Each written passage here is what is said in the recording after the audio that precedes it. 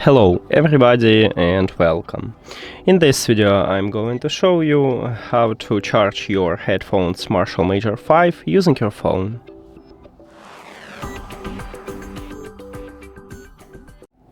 All you need to have for this is just USB-C to USB-C cable.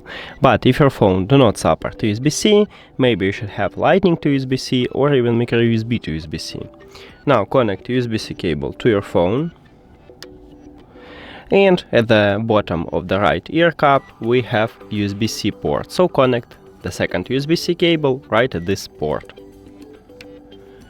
Near to this port we have the LED light, meaning that your headphones are charging. And that's it. Thank you for watching this video. If you found it helpful, please consider subscribing to the channel and leave the like on the video. See you later!